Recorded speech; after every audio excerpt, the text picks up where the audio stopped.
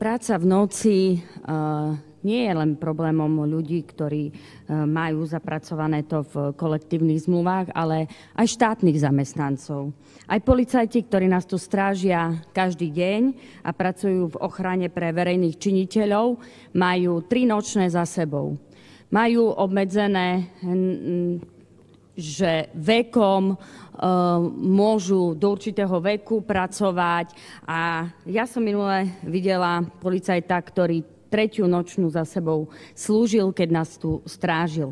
Preto dávam do pozornosti aj týchto štátnych zamestnancov, ktorí naozaj tiež nemôžu odmietnúť prácu v noci a tiež len im vznikajú nadčasy, ktoré im nikto neuhrádza a ktoré spätne potom vytvárajú zase nadčasy iných kolegov, aby sme sa tým zaoberali. A ide aj o hasičov, ktorí musia celú noc byť v pohotovosti, ale majú uhradené len to, keď idú na výjazd. To znamená, ide o ďalšiu cieľovú skupinu, ktorá je súčasťou nie podnikateľskej sféry a ktorú chránime v rámci noci a sú to policajti, hasiči a sestry.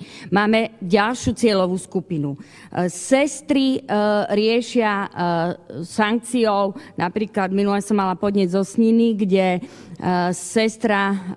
sestry dostávajú zrážanie zo mzdy 30 eur za to, že majú nalakované nechty, ale že im vznikajú nadčasy práve ak pracujú v noci a aby náhodou nezarobili pomerne dosť veľa, tak jednoducho toto im nepreplácajú.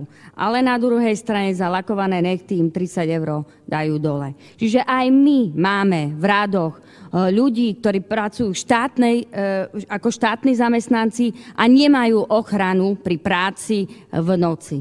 Takže naozaj chcem poprosiť, aby sme vnímali, že aj týchto ľudí máme a pracujú v noci a pracujú pre naše zdravie, pre našu ochranu a aby sme si ich vážili. Ďakujem pekne.